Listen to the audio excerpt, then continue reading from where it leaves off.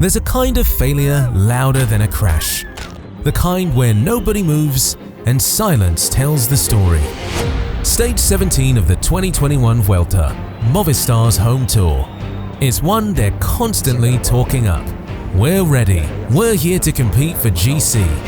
So far, they're hanging in, but nobody implodes quite like Movistar. Primož Roglič attacks. No disguise, no hesitation, he goes. Bernal manages to stay with him. Movistar's famed three-pronged attack? Nothing. Mas sits up. Lopez hesitates. Valverde looks around. They had 3 riders, legs, options, everything to flip the race. And they just watched as the Vuelta disappeared up the road. By the time they think about chasing, the race is already gone. Because Movistar's biggest rival isn't Ineos, or Jumbo, or Roglič. It's themselves. Chapter 1. The year is 2015 at the Tour de France. Chris Froome is in yellow, but Movistar have a golden ticket.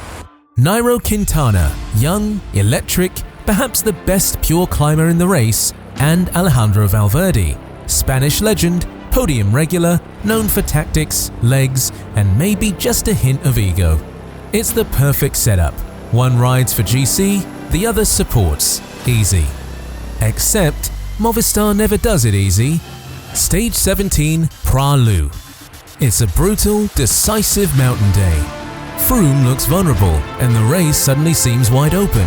Quintana needs help, pacing, and a launch pad to make his move. Instead, Valverde attacks.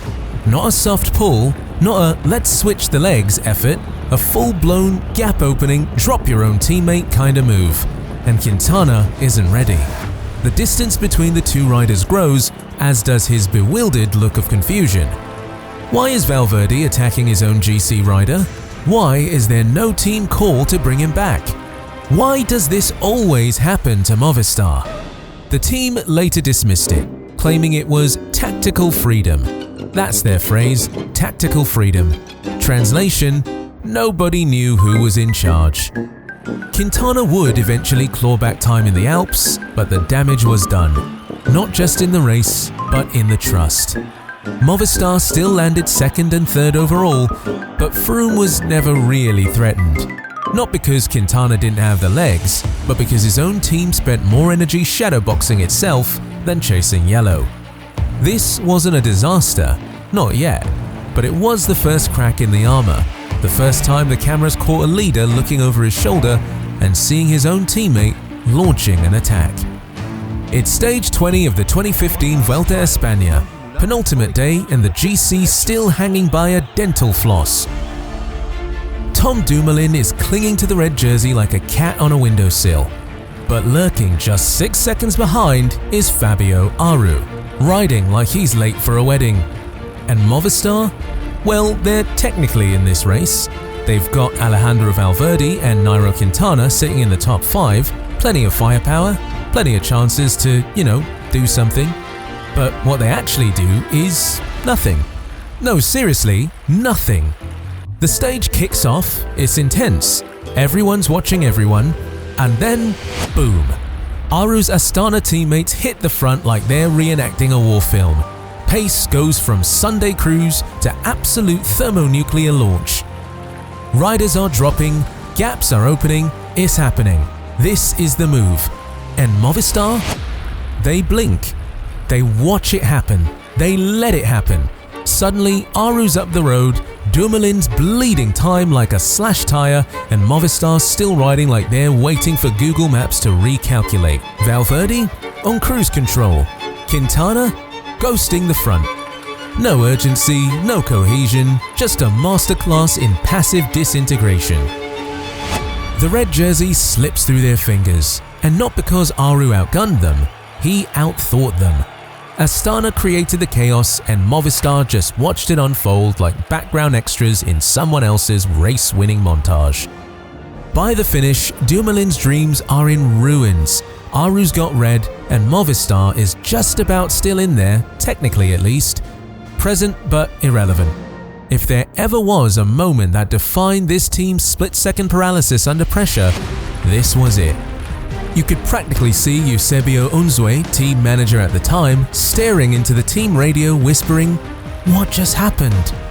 Cycling may be an individual sport in that each person rides their own bike, but it's only with collective strategy that anybody has any chance of winning. What was Movistar's strategy that day? Lose, apparently. Movistar didn't learn. They never do. 2019 rolls around, and instead of fixing their leadership crisis, they double down, or actually triple down. They head into the Tour de France with 3 leaders: Nairo Quintana, Mikel Landa, Alejandro Valverde.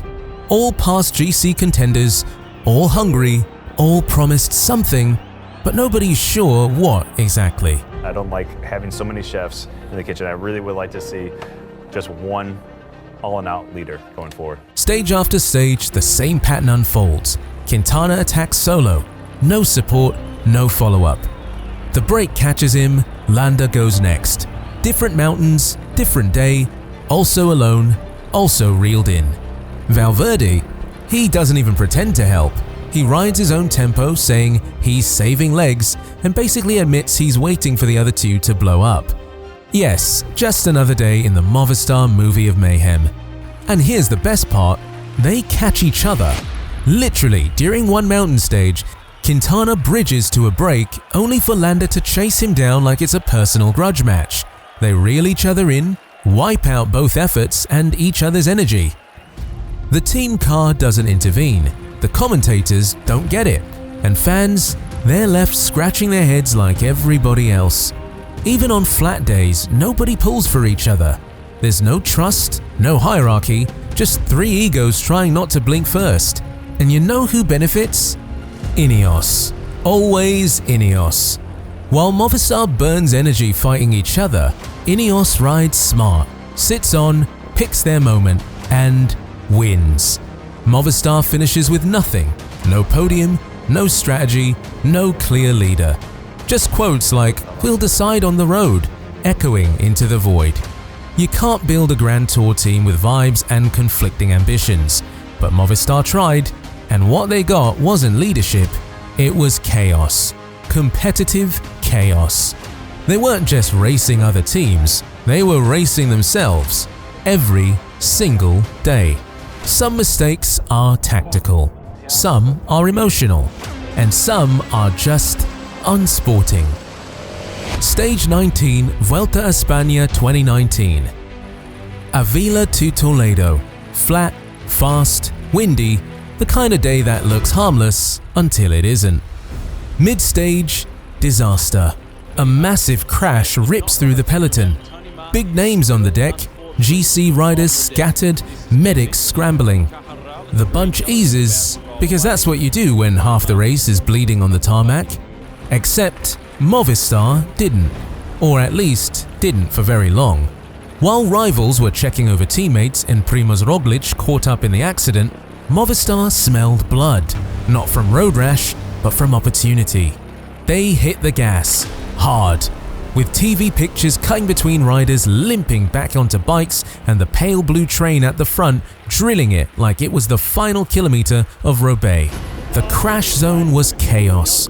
Broken bikes, ripped jerseys, riders waving frantically for help, while Movistar pulled like they just heard the podium was closing early. Post-stage interviews framed it as tactics and race circumstances. Sure, and the Titanic was just adverse sailing conditions. Give me your hand! Give me your hand! Come on, I've got you! That day, Movistar didn't just gain seconds. They cemented their place as the team you could always count on to pour fuel on a fire. And anyway, Roglič still walked about with the win. There's a kind of failure that's louder than a crash. It's the kind where the camera doesn't need to cut because the silence is the story. Stage 17 of the 2021 Vuelta a España. Lagos de Covadonga. Primož Roglič is sitting in the GC group, so is Enric Mas, Miguel Angel Lopez, and Valverde. Movistar has numbers. 3 riders, legs, options. A real chance to pressure the leader. Then Roglič makes his move. No feint, no hesitation, just gets out of the saddle and goes. And Movistar does absolutely nothing. No one reacts, no one even pretends to follow. Mas sits up, Lopez hesitates, Valverde, yes, still racing, looks around like someone forgot to press go. By the time they realize what's happening, Roglic is gone. Up the road, solo, into the mist. They're just watching, and they are, literally, watching the race leader ride away on a mountain finish. It wasn't about strength, they had the legs, they just didn't have the decision making. The excuse later was that it wasn't the right moment, Mas says, he was saving energy. Lopez says he didn't hear a call. Valverde doesn't comment. But the truth is, they froze. They had the numbers, they had the GC scenario, they had a shot at flipping the race, and they did absolutely nothing. Roglic wins the stage, adds to his lead, momentum gone. And if that wasn't bad enough, a few days later, Lopez gets pulled from the race after refusing to chase again. This is the one where you realize Movistar's biggest threat isn't their rivals, it's inertia, fear, paranoia. They didn't just let the race slip, they stood still and watched it happen. We already talked about the 2019 Tour de France, but this was such a screw-up that one chapter doesn't seem enough, because this wasn't just a tactical failure. This was systematic delusion. Movistar didn't just bring 3 GC riders, they built their entire tour strategy around the idea that they didn't need to choose between them. "We'll decide on the road," they famously said. That's not a strategy, that's a time bomb. Stage 12. Everyone's waiting for a big move. Landa launches, looks good. Then Quintana chases him down. Not a rival, not Pinot, his own teammate. He bridges, blows the gap, and sits up. Nobody wins, everyone loses. Stage 18. Quintana goes for broke. Solo. Full gas, no team around him. No backup. Just a desperate attack that lands him a stage win, but loses any chance at GC because no one was there to protect him. Landa? Fades. Valverde? Top 10 but invisible. This was 3 campaigns running in parallel. No crossover, no cohesion. Like a team that trained together and raced separately. And behind the scenes, the Netflix documentary The Least Expected Day captures it all. The side eyes, the director panicking mid-stage, and riders literally asking, "Who's the leader today?" and getting no answer. The result was nobody commits, everyone blames, and the team finishes the tour looking like a dysfunctional group project in which everyone wants to be the project manager. It's not just bad leadership, it's the absence of leadership. 3 GC dreams, 0 finishes on the podium. Movistar thought they could win the tour with ambition, but all they built was a monster. A 3-headed, ego-filled, team-splitting monster. If you want to see the real problem with Movistar, don't look at a race, look at the off-season. In 2021, Netflix's cameras rolled into Movistar's team strategy meeting. Riders seated, whiteboard ready. This is the moment where great teams map their goals, define roles, and build a clear GC strategy. What does Movistar do? They implode in slow motion. The elder statesman Alejandro Valverde says he's supporting Enric Mas this season. Mas? He says he's riding for Valverde. The team director? He shrugs, says they'll figure it out during the race. Let's be clear, this isn't during a stage, post-crash, or post-sickness. It is literally months before wheels even touch the tarmac, and nobody knows who the leader is. No one. Not the riders, not the staff, not even the guy running the meeting. The Netflix camera lingers on the awkwardness. Mas fidgets, Valverde smiles awkwardly, the director flips through notes like he left the real plan in another room. The 3 seasons Netflix spent with them provided glorious viewing, but perhaps not in the way Movistar would have hoped. Instead, you got a front row seat of terrible management to such an extent that GoPro cameras were deleted from the team car because apparently riders were so rude to Jose Luis Arrieta, the sports director. It was weird, it was awkward, and you're watching it like, wait, is this a skit? It's not, it's real. It's raw. It's the moment you realize this team hasn't just bad race day tactics. They don't have a plan, period. It's not dysfunctional under pressure, it's dysfunctional by design. This isn't reactive leadership.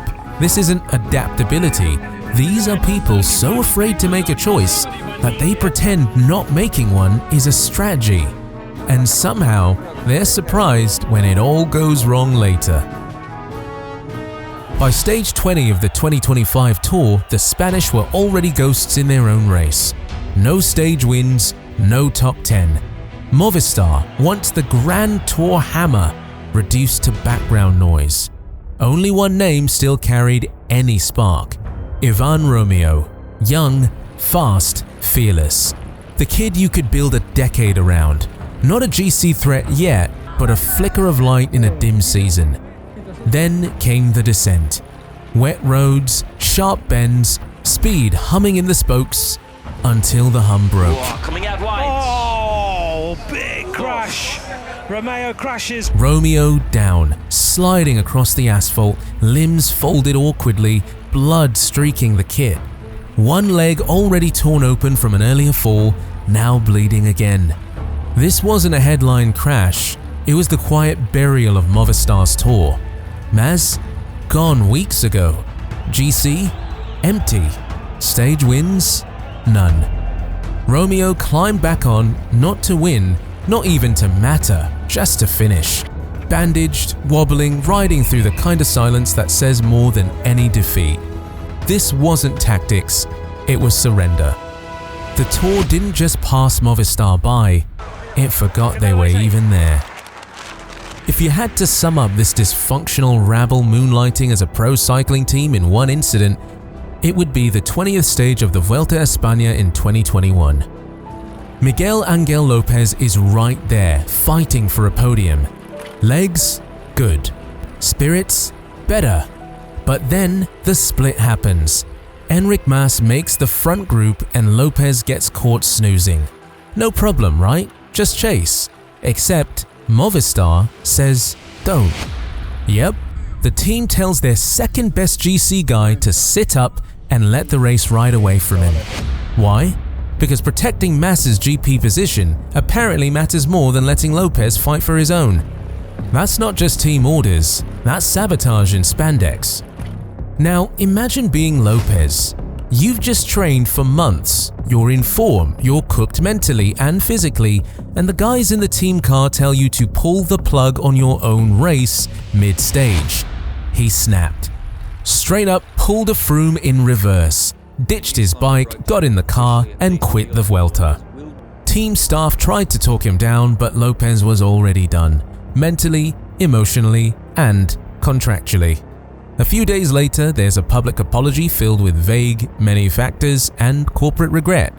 Too little, too late. The fallout?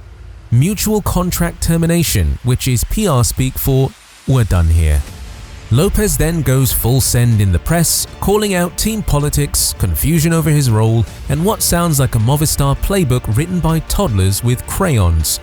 He limps back to Astana for the next season, and Movistar go back to their regularly scheduled programming. Chaos, controversy, and questionable decision-making. Honestly, who needs Netflix drama when you got this team? So here we are. Tactical disasters, ego-fueled implosions, abandoned teammates, and pre-race confusion that would make a local club ride look like Team Sky. We've seen them freeze on GC moves, chase their own leaders, attack the wrong brakes, let rivals ride away uncontested, miss bike checks, get fined, get dropped, and get ghosted by their own riders mid-stage. But somehow, Movistar keeps going.